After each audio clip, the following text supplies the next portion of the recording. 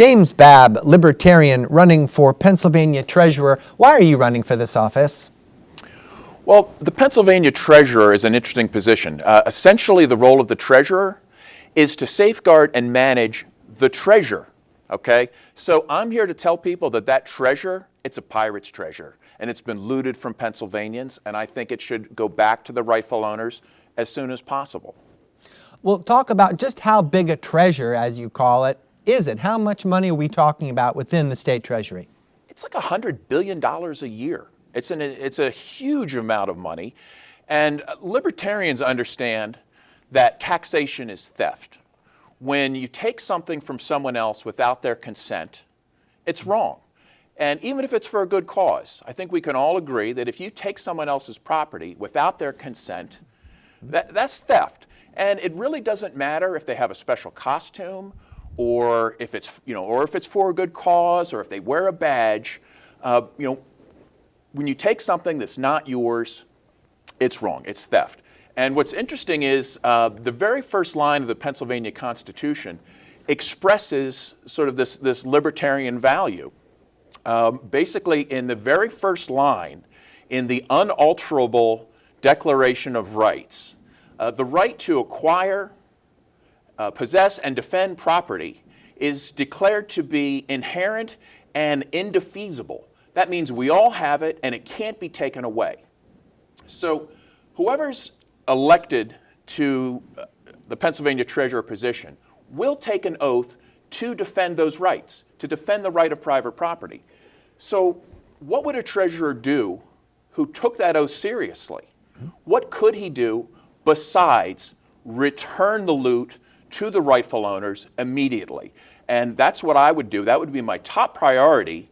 And the treasurer is authorized to make cash refunds for any taxes, fees, or other things that have been collected that are not due.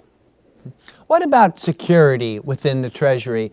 You hear about high-tech hacking of accounts, and is our state government, the Treasury, in any jeopardy from being broached that way?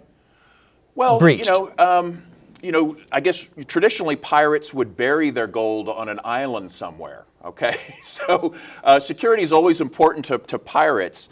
My main concern is for the security of the property of the people of Pennsylvania. The security of what's in the Treasury is really less relevant, because if I had my way, that would be sent back to the rightful owners immediately anyway. But really, who wants to trust politicians with money? Who trusts them to make good technological or security choices? I wouldn't, and I certainly wouldn't want to trust politicians with my money. You said that about $100 billion is in the state treasury. Talk about the sources where that money comes from. Just give us a review. Well, taxation is the thing that we feel, every day, and it is a drain on every single person who's productive. There's so many examples that are egregious. One of the ones that is kind of funny to talk about is the Johnstown flood tax. Okay, 80 years ago, they passed a temporary tax to restore the town of Johnstown after their government dam was failed. So it was a government failure. They said, well, what are we going to do? Well, let's see if we can come up with a new tax, just temporarily. So they called it they said, oh, okay, we pass it. They made all kinds of money. Johnstown was rebuilt generations ago, but yet we're still paying an 18% booze tax. This temporary tax, 80 years later, is bringing in hundreds of millions of dollars plundered from alcohol consumers in the state. I think that's ridiculous. The sales tax, all these taxes, all the fees. Libertarians, philosophically, we're abolitionists. I'm opposed to all forms of human slavery, all of it. Now, there was a time when people were considered property. Today, it's really easy to see the immorality of chattel slavery, but the principle really doesn't change if you allow the slave to choose their own occupation, but still claim ownership of their salary. So I'm opposed to all forms of human slavery, and of course taxation is one of those. When you say, hey, you pay me, or I'm going to use violence on you, Okay, that's extortion. And right now, the Pennsylvania Treasury is being used as a vehicle for theft, extortion, and kidnapping. And I think that's a pretty big problem. Talk about some of the more day-to-day duties of the treasurer. Now, for example, state employees get paid from the Treasury, right? It's a lot of money to keep track of. Right. Well, there's a lot of people that feel entitled to the productive resources of other people. And unfortunately, these people are receiving stolen goods. And my priority is to get the treasure back to the people it was stolen from, not necessarily to divvy it up amongst the pirates. Now, what aspect of your personal experience do you think makes you a good candidate for this office? Well, I've been self-employed since 1997, and I'm a regular dad and family guy with the same kind of priorities as everyone else. The fact that I'm not part of the establishment is certainly going to give me an advantage. I have enough business sense that I know how to balance a ledger, and I know how to hire people, and I know how to do things like that. But that's not really what I would be doing as treasurer anyway. The main benefit that I would bring to the office is the fact that I want to give the stolen money back. I do not want to preside over other people's wealth. That is not my intention at all. So I'm sure the other candidates are going to say, this is why I'm qualified to manage all this wealth that was harvested from people against their will. But that's not my agenda at all. Now, the treasurer is expected to make investments, however, right? Well, what kind of person would trust a politician to invest their retirement savings? Seriously, what kind of trust do we put into politicians? You really want your retirement? So I would say, there's really no reason for the Pennsylvania government to become some type of stockbroker or investment advisor. It's ridiculous because all government operates on a political agenda. It doesn't care what the results are. What it cares about is a continual growth of power, prestige, and wealth. So, but the taxpayers would like to see some return on their investment, wouldn't they? Well, the taxpayers aren't making an investment. They've been robbed. They've had their wealth extracted. I mean, if you were carjacked, are you really going to be too concerned about, well, I hope the carjacker drives safely with my car after he gets it. Once they take it, it's theirs. You've lost it. So the best thing, if you want to protect your investments, best thing you can do is keep it out of their hands, keep it in your own hands. Now, what kind of financial experience, what kind of jobs have you held that might make you a good treasurer? Well, do I have experience that would make me qualified to manage other people's wealth? Finance, economics? No, none. Besides what any normal business person has. I understand the burdens of taxation and regulation. And I understand how that's holding our economy back. It's reducing productivity and prosperity. So that is my professional experience, that I share with many people. But it's not a specialized. We don't need an accountant to be the treasurer. Okay, it's easy. Anybody can follow best practices. If I had the opportunity, I would have an independent audit done. You're not going to look to me for my accounting chops, but what I could do would be to make sure that everything is absolutely 100% transparent. Let every tax victim see who took their money, where it went, and which crony they spent it on. And what kind of business specifically have you been in that, again, might make you a viable treasurer? Well, I'm an advertising consultant, and again, I would not say that gives me specialized experience to manage money that people haven't given me. I'm just trying to give our viewers an idea of where you've been professionally. Yeah, no, well, I'm an advertising consultant. I have various business skills, communication skills, but that is not really why anyone would want me to be the treasurer. These skills are not particularly special. What makes me special would be my willingness to adhere to the oath to defend the right of private property, and that it would make me completely different from the other candidates. So talk more about being a libertarian and the distinction that arises when you contrast being a libertarian to either major party. Well, libertarianism is a distinct philosophy. Whereas the authoritarian parties are sort of a hodgepodge of whatever's popular at any given time and a little bit of lip service, libertarianism starts with the principle, it's called the non-aggression principle. And what it means is that we oppose the initiation of force or fraud. Doesn't mean we're pacifists. Defensive force is fine. You're always allowed to defend yourself. But we don't initiate violence or threat of violence. We would never go to you and say, your money or your life, even if it's for a good cause. This is a key philosophical difference that is going to make, that separates libertarians from any of the establishment authoritarian parties. And how long have you been involved in the Libertarian Party? When did you first hear their call? I think it was the presidential campaign of Harry Brown, which was... About when? I guess, it was 1990, maybe, give or take, or late 80s. I'd started seeing like libertarians on, flipping channels on TV, and I saw the Harry Brown on TV, and he was saying stuff like, abolish the drug war, end the foreign interventions. And I was like, whoa, wait a minute, a guy's running for office and I agree with him? How is that possible? So then I started looking into the Libertarian Party, and I found the Pennsylvania Libertarians, and I realized, these are my kindred spirits. Now, what about the differences between the Libertarian Party and specifically the Republican Party? Well, Republicans like to give lip service to free market. They'll talk about the free market. And then they're all about subsidies and taxes and tariffs and trade deals and, they talk big about we're big on Second Amendment. They think, but then they're like, yeah, we really think that, but then they come out with their plan to regulate firearms. So it's lip service. Republicans take certain popular concepts from libertarianism, such as fiscal responsibility, inherent right of self-defense. They take those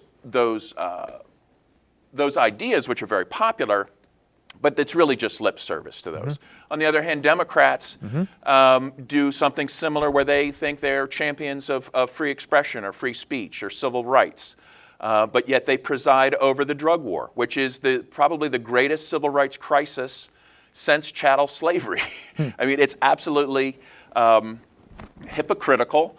How can you pretend to be a champion for minorities and human rights when millions of people are in cages right now for victimless crimes? Now, tell us how you're going about campaigning for this office. Well, I work for a living. So I don't have special interests that are funding my campaign. So my campaign is based on social media. It's based on word of mouth, and it's based on media interviews like this.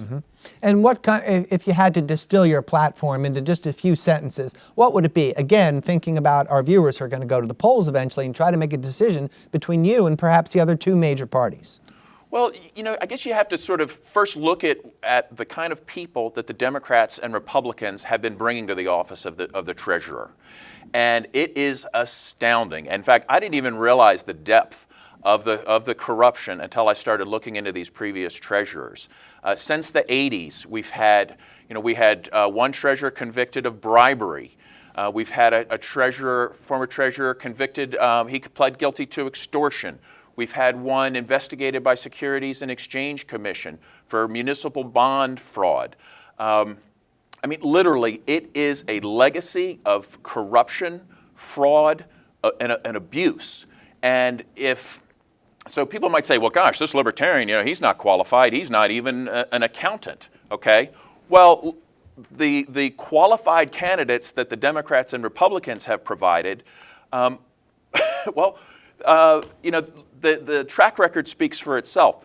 Based on the past 30 years, if another Democrat or Republican is elected to the treasurer, there's a probable chance that person will be indicted.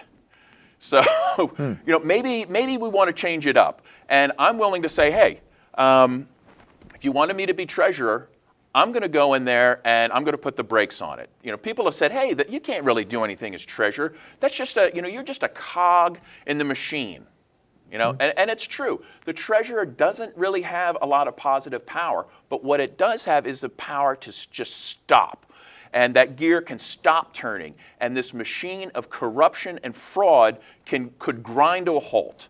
So that's what I'm offering. That's what I'm bringing to the table. You said you got interested in the libertarian point of view in the late 80s or early 90s. What is it about the Libertarian Party that really attracted you and got you actually active and wanting to run for office?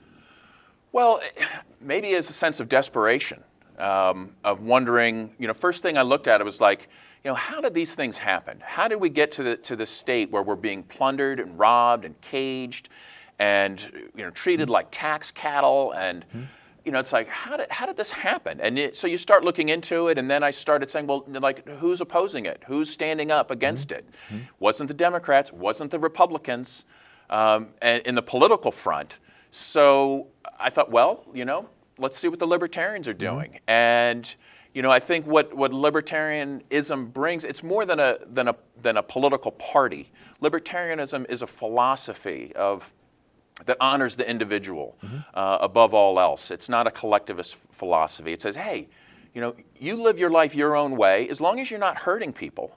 You know, that's what you should be allowed to do. My friend Ernie says there's two kinds of people in the world.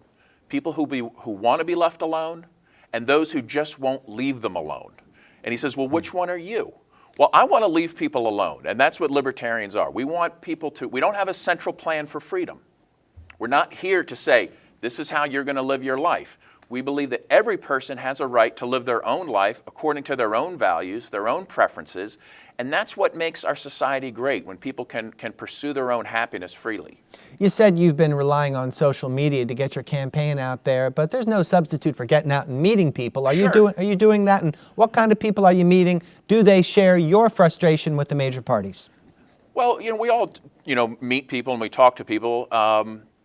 Yeah, I mean, let's face it. People are looking at the Democrats and Republicans right now as just being atrocious. I mean, I don't think anybody has ever been more dissatisfied, especially at the presidential level, with the quality of candidates that the institutions are feeding us. Like, I have never heard anybody support Hillary or Trump that wasn't making an argument based upon how horrible the other person was. It's all they've got. It's a race to the bottom, and it's never been more obvious. So, and in fact, in Pennsylvania, voter registration statistics are also showing that people are leaving these establishment authoritarian parties in droves.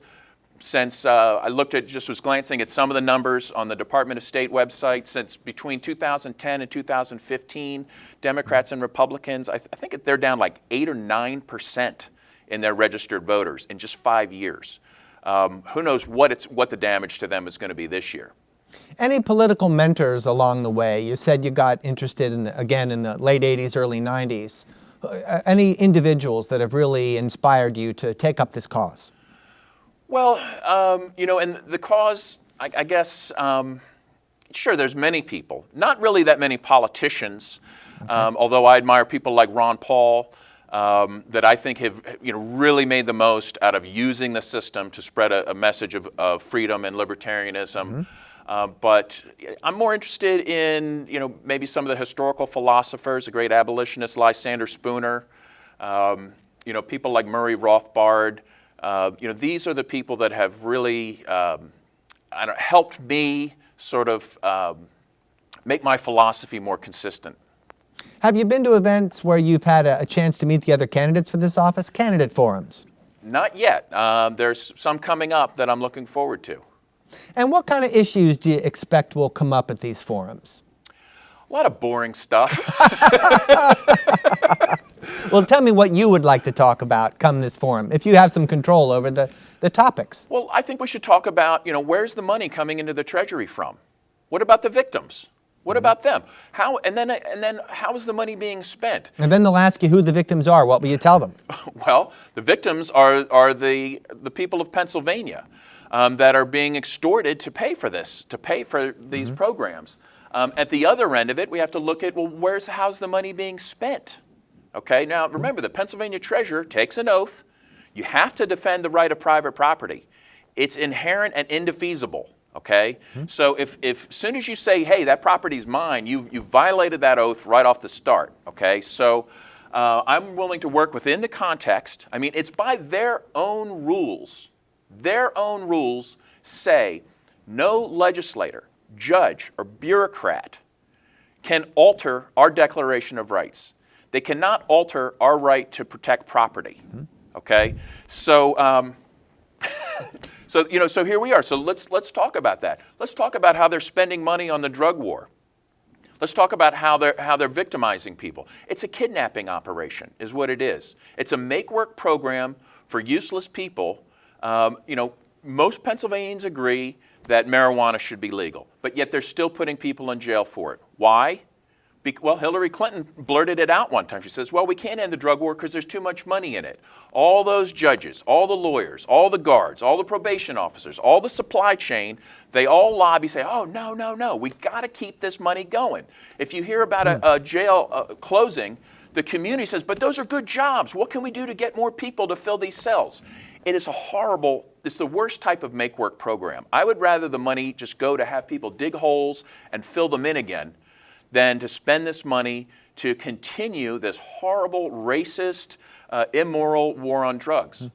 Now, what about the other candidates, the other major party candidates that are running for this office? Again, try to help our viewers make a distinction between what you stand for and how they're doing.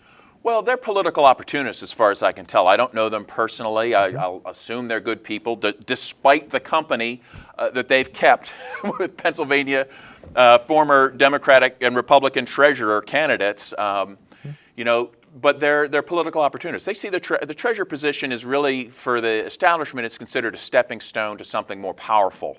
And it's something where we need somebody in there just to keep the money flowing, make sure there's not going to be any problems, make sure that our special interests are represented. But the people that seek the office, they're just ready for something else. When you meet people and they want to talk about the Libertarian Party, is there some aspect of the Libertarian philosophy that seems to be capturing their imagination? Well, I think most people are just sick of the authoritarianism in their life. They drive down the road and, there's a road pirate hiding behind the overpass, ready to come out and generate revenue on them if they drive a little too fast. People just inherently don't like that. When we see police in our rearview mirror, do we feel safe and thankful for this great service? No. We feel like we're about to be preyed upon because that's what they do. People feel that. People, especially if you're self-employed and you're paying your taxes directly and it's not being withheld from your salary, you're writing those checks and people feel it. People feel like, I'm paying for what? What? That's, the Milk Marketing Board definitely needs that more than you do. Wrong. People understand that intuitively that they deserve the benefits of their productivity, not somebody else. So these things I think really come through with people. Again, the war on drugs, people intuitively know it's bogus, but they're kind of wondering, why is it lingering on? And tell us again why you think it's bogus. Well, again, I'm an abolitionist, okay? So, and also as a libertarian, I believe that we each own our own body. You are the one that should decide what you ingest into your brain, into your body. It's up to you to decide. You can make good choices, you can make bad choices, but that's up to you. Why should somebody feel that that's an opportunity for them to make work as a prosecutor or as a policeman? That doesn't make any sense, and it goes well beyond people that even use drugs. It's an excuse for the cops to search your car. It's because they can revenue generate. They every time you get pulled over for speeding, they're thinking, well, what else can I find in this vehicle? Can I look in the trunk? Free people shouldn't be subjected to that kind of stuff. So it just makes everything so much worse.